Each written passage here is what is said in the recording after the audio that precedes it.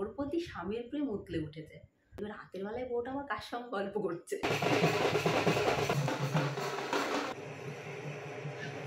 Hello everyone, good morning. আমি রূপা। আমার নতুন আরও একটা ভিডিওতে তোমাদের সবাইকে স্বাগত জানাচ্ছি। এখন সময় হচ্ছে সকাল 8:45। ঘুম থেকে উঠেছি 8:45। ঘুম থেকে উঠেছি, ফ্রেশ হয়েছি, ফ্রেশ হয়ে চা বানিয়েছি, নিজে খেয়েছি, বরকে দিয়েছি। ও চা খেয়ে কোথায় বেরিয়ে গেছে, কাজে যায়নি এটা শিওর, কিন্তু কোথাও একটা গেছে। আমার এখনও কোনো কাজবাজি হয়নি। কেন বলো তো? চা খেয়ে আমি আবার ফোন ঘাটাঘাটি করছিলাম বিছানার মধ্যে বসে বসে। তো ভাবলাম যে না, আর বসে থাকলে হবে না, এবারে কাজে হাত দিতে হবে, কাজবাজ সারতে হবে, রান্নাবান্না করতে হবে। তো সমস্ত কাজই পড়ে আছে, এবারে ঝটপট কাজগুলো সারবো। কাজগুলো সেরে স্নান করে উঠবো।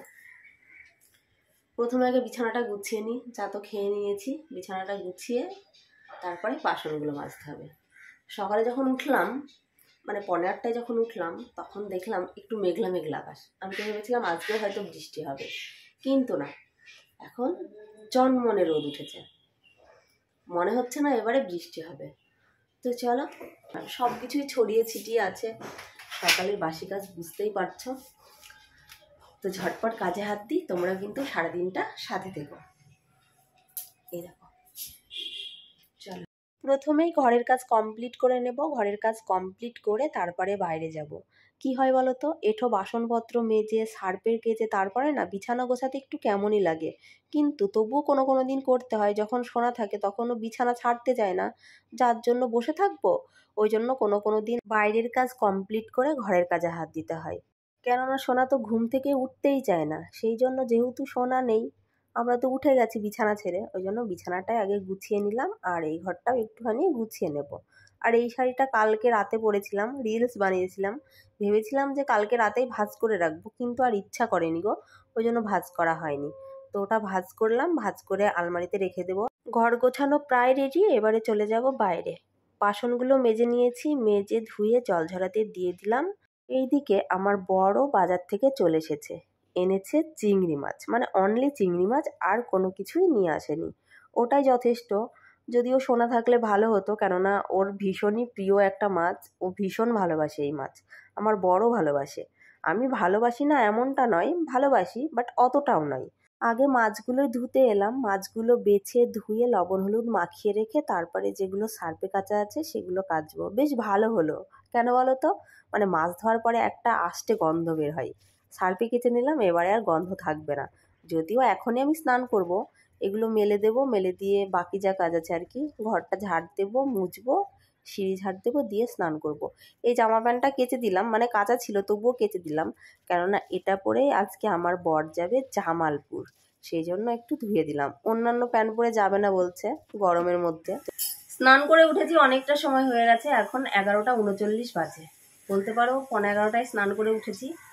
স্নান করে উঠে গেছিলাম দোকানে, দোকান থেকে এলাম, এসে ভাত বসালাম, ভাত বসিয়ে তরকারি কাটলাম, তরকারি কাটতে কাটতেই ভাত হয়ে গেল। তারপরে চলে গেল কারেন্ট। ভাবলাম যে তাড়াতাড়ি রান্না বান্না সারবো, কিন্তু তারপরে আবার কারেন্ট চলে গেল, বাটনাটা আর হলো না। দিয়ে তারপরে হাঁচড়ালাম মাথা হাঁচড়ে সিঁদুর করলাম, তারপরে কারেন্ট এলো। এবারে বসিয়েছি এই যে আলু ভাজা, আলু দিয়ে পটল দিয়ে। দেখলেই তো সকালবেলায় অল্প কটা চিংড়ি মাছ এনেছে, ওই চিংড়ি মাছ করব। আর এখানে কেটে নিয়েছি ডাঁটা দিয়ে, আলু দিয়ে, পটল দিয়ে, মিষ্টি কুমড়ো দিয়ে একটা তরকারি। আজকে এই রান্না বান্না। কালকের কচুর তরকারি আছে, আম ডাল আছে, কাঁঠালের তরকারি আছে, তো ওগুলো একটু গরম করব। আর আজকে এই দুটো তরকারি। আর ভাত তো নেমে, তরকারি কাটতে গিয়ে হাত কাটবে না তো?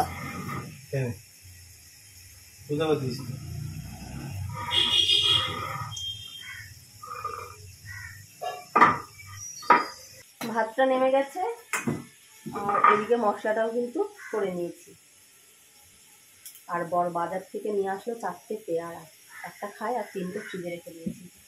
আলুটা ভেজে নেব, দিয়ে মাছের পটলটা ভাজবো, লাস্টে মাছটা ভাজবো, মাছটা ভেজে চিংড়ি মাছটা করে নেবো, তারপরে এই তরকারিটা বসিয়ে দেবো, তাহলেই রান্না কমপ্লিট হয়ে যাবে।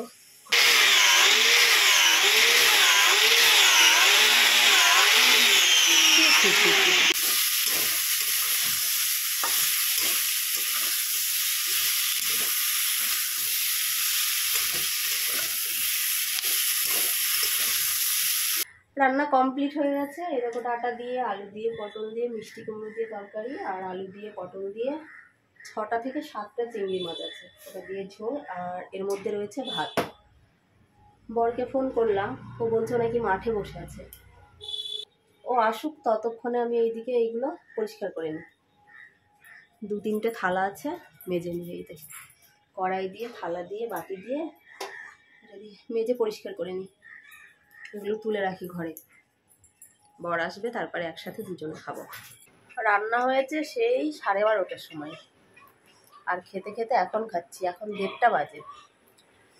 রান্নার পরে বাসনগুলো মেজেছি, গ্যাস মুছেছি, এঁটো পেরেছি, যেটা সময় বসেছিলাম।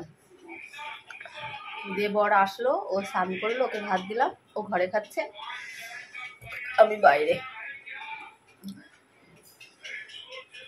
কালকেকার কচুর তরকারি ছিল, কচুর ডাটা, ঝাল হয়েছে।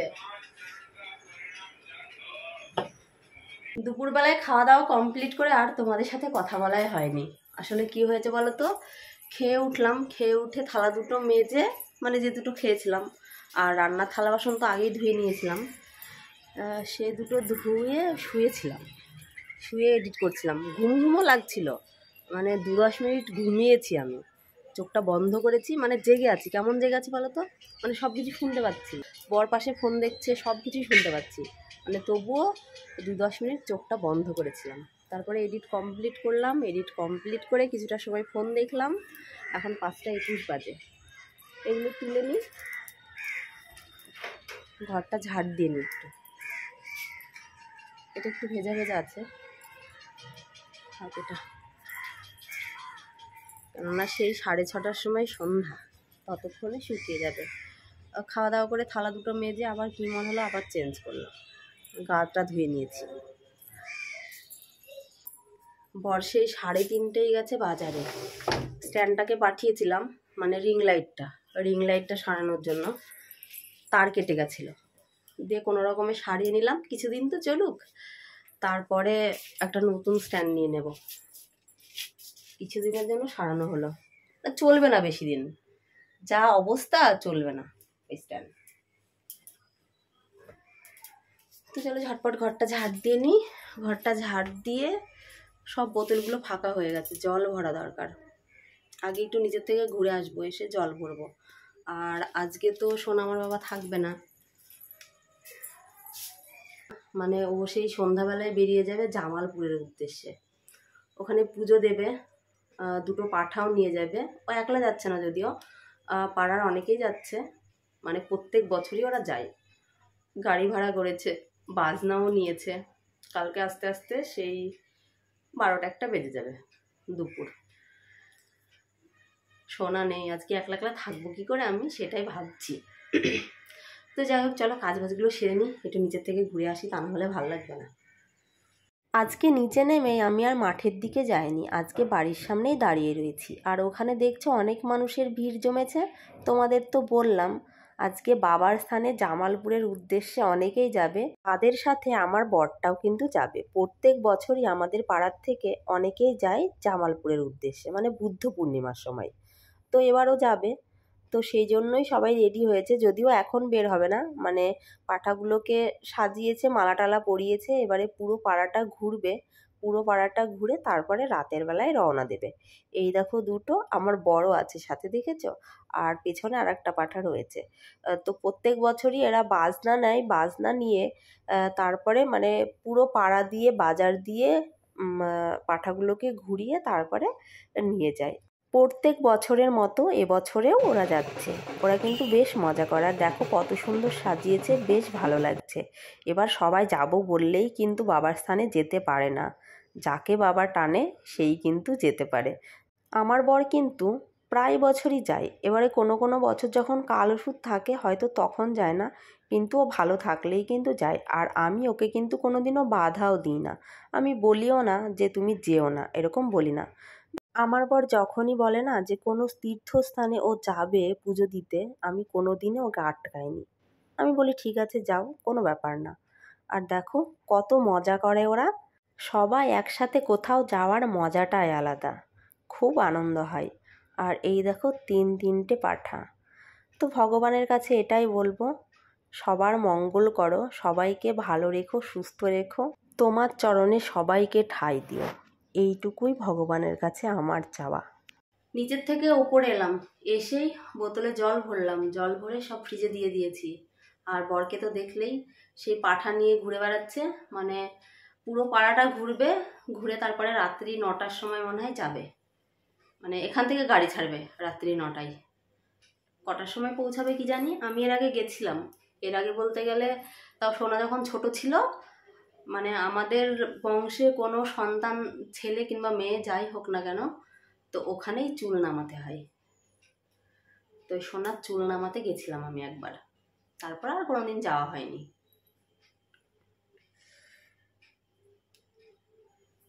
এখন একটু বসে থাকি, ঘেমে গেছি, একটু কি খাবো সেটাই ভাবছি।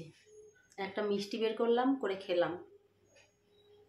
চিড়ে ভেজে রেখেছি, ওই দেখো ওখানে চিড়ে ভাজা, সকালে একটু খেয়েছিলাম, এখন আবার খাবো সেটাই ভাবছি, খাবো কি খাবো না। তার আগে সোনার কাছে একটুখানি ফোন করি, ফোন করে একটু কথা বলি। ও তো কথা বলতেই চাইছে না, কথা বলতেই চায় না, বলবে তুমি কথা বললেই বলো বাড়ি চলে আয় মানি, বাড়ি চলে আয় মানি, কথাই বলতে চায় না। ওই জন্য দিয়ে আমি বলছি মানি তুই তো বলে গেলি যে 4 দিন থেকে 5 দিন থাকবো, দিয়ে তারপরে চলে আসবো। দিয়ে বলছে তোমাকে যদি ওই কথা আমি না বলতাম তুমি কি আমাকে আসতে দিতে, তাই বলছে। ওই জন্যই তো তোমাকে ঢপ মেরে এসেছি, এখন আমি যাব, এখন 20 দিন মতো থাকবো, তাই বলছে। একটু বোঝে না, মায়ের কষ্ট বোঝে না। আমার মন খারাপ করছে। এবার ও থাকে, ওর সাথে কথা বলি, থাকি, আজকের রাতটা কি করে কাটবে আমার বলো তো। আজকের রাতটা পুরো একা কাটবে, এমনিতেই ঘুম আসে না। আর কোনোদিনও আমি একলা থাকিনি, যা বলবো, কোনোদিনও আমি একটা রাত একলা একলা কাটাইনি।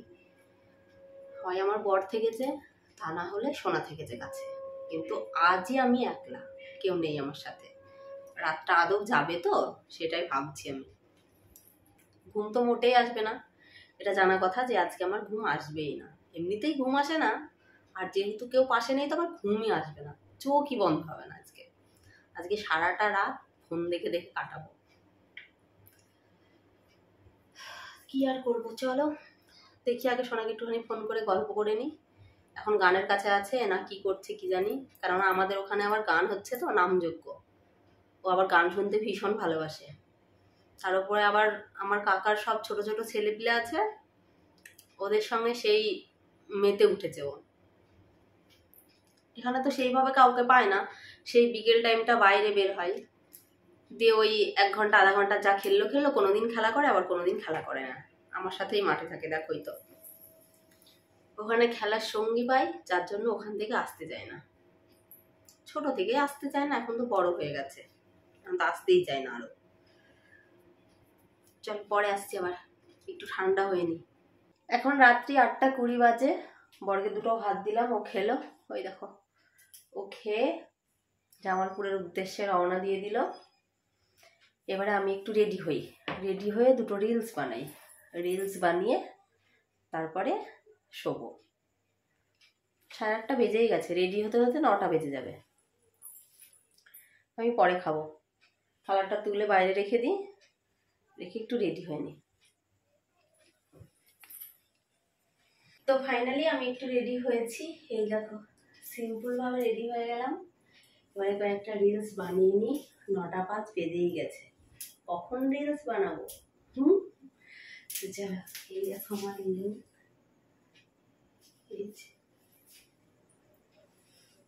হোয়াইট ব্লাউজটাই পরলাম, অনেকদিন হয়ে গেছে পরি না সেই জন্য আর কি। আর এই রেড শাড়িটা কেমন লাগছে অবশ্যই কমেন্ট করে জানিও। এইসবে আমার রিলস বানানো কমপ্লিট হলো। এখন কটা বাজে জানো? 11:48। ব্যাক ক্যামেরা করি, দেখেছ 11:48 বাজে। বর একবার কল করেছিল, তখন 11:15 বাজছিল, দিয়ে একবার কল করলো, কেটে দিলাম, তারপরে আবার কল করেছে, কেটে দিয়েছি, তারপরে আবার ভিডিও কল করেছে, কেটে দিয়েছি, তারপরে আবার সোনার ফোনে ফোন করেছে, দিয়ে তারপরে রিসিভ করলাম, দিয়ে চেহারাটা আর দেখায়নি, ও বলে গেছে যে তাড়াতাড়ি শুয়ে পড়বে। এবারে কি বলতো, এমনিতেই তো ঘুম আসে না, পাশেও থাকে তবুও আমার ঘুম আসে না, আর আজকে তো কেউ নেই, তাহলে কি করে ঘুম আসবে বলো তো। ঘুম আসবেই না। তো ওই জন্য ভাবলাম কী করবো, বেকার বসে থেকে থেকে সময় যাবে না, তার থেকে বরং কয়েকটা রিলস বানাই। আর রেডি হলাম তো তখন 9টা পারই হয়ে গেছিলো, তখন রেডি হয়েছি। রেডি হলাম, তারপরে একলা একলা শ্যুট করবো, তারপরে তো তাই না বলো, সময় তো লাগবেই।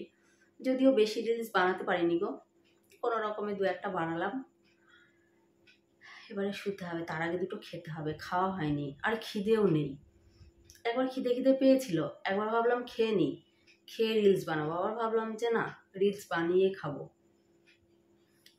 ভাত তরকারি ওই দেখো রাখা আছে, এবারে চেঞ্জ করি, চেঞ্জ করে এগুলো জায়গা মতো রেখে দিই, ফেলে রাখবো না, এগুলো জায়গা মতো রেখে দিয়ে তারপরে হাত মুখ ধুয়ে যদি ইচ্ছা হয় দুটো খাবো, তা নাহলে শুয়ে যাবো। আর 12টা বাজতেই চললো, আবার কোন রাতে খাবো, খাবো না, একটা মিষ্টি খাবো, খেয়ে জল খাবো, খেয়ে শুয়ে যাবো। তো চলো, কি আর করা যাবে, এখন ঘুম আসবে বলে আমার মনে হয় না। ড্রেসপত্র চেঞ্জ করে ফ্রেশ হব, ফ্রেশ হয়ে সিরিয়াল বাকি আছে দুটো, সিরিয়াল দেখবো, সিরিয়াল দেখে তারপরে ঘুমানোর চেষ্টা করব। যখন ঘুম আসে আসবে, না আসে কালকে ঘুমাবো, তাই না? একদিন না ঘুমালে তো কোনো যায় আসে না। এমনিতেই আমার জেগে থাকা অভ্যাস আছে, আমার কোনো কিছুই হবে না, তার আগে একটু বরকে ফোন করতে হবে। এখন নেমে গেছে মনে হয় এতক্ষণ। কত লোক রাস্তায় ভিডিও কল করেছিল, ধরলাম, দিয়ে মানে দেখালো রাস্তা দিয়ে সব হেঁটে হেঁটে যাচ্ছে, ওরা তো গাড়ি করে গেছে, সব রাস্তা দিয়ে হেঁটে হেঁটে যাচ্ছে। তো যাই হোক, চলো, সবাই তো ঘুমিয়ে গেছে, নির্ঝুম নিরালা শান্ত পরিবেশে, আমি আছি অশান্ত মানুষ। শান্ত পরিবেশকে অশান্ত করে কিভাবে তুলতে হয় সেটা আমার কাছ থেকে শিখে নিও। মানে এখন সবাই ঘুমাচ্ছে আর আমি তোমাদের সাথে গল্প করছি, ভাবতে পারো তাহলে কি চোখ মাইরি, তাই না? আমার বর এই পর্যন্ত কোনোদিনও কোথাও গিয়ে ফোন করেনি। প্রথমবার স্ত্রীর প্রতি হাজব্যান্ডের প্রেম যেন উতলে উঠেছে, বোর প্রতি স্বামীর প্রেম উতলে উঠেছে। হঠাৎ ফোন করলো তো আমি আশ্চর্য, কেননা এর আগে কোনোদিনও একলা একলা রেখে যায়নি, এটা ঠিক, শোনা থাকতো পাশে, কিন্তু ও কোনোদিন ফোন করতো না, ফোন করেইনি। আমি বরঞ্চ ওকে করেছি বেশিরভাগ, কিন্তু ও করেনি। কিন্তু আজকে প্রথমবার যে আমাকে ফোন করলো, ফোন করে বললো যে তুমি কি করছো, এখনো সঙ্গে রিলস বানাচ্ছ, এরকম বলছিল। তো যাই হোক, ভালো লাগলো যে না, দায়িত্বহীন না, দায়িত্ব একটু হলেও আছে, তাই না? ফোন তো করেছে, খোঁজ তো নিয়েছে, তাই না? এটাই অনেক। তো যাই হোক, চলো আর বেশি কথা বলবো না। সবাই রাতের বেলায় বলবে রাতের বেলায় বউটা আমার কার সঙ্গে গল্প করছে, তো ওই জন্য আর বক বক করবো না। চলো, আজকের মতো ভিডিওটি আমি এখানে এন্ড করছি। সবাই খুব ভালো থেকো, সুস্থ থেকো, আর আমাকে কেমন লাগছে তোমরা কিন্তু অবশ্যই কমেন্ট করে জানিও। টাটা বন্ধুরা, গুড নাইট সবাইকে, আবার আগামীকাল নতুন কোনো ভিডিওতে দেখা হবে।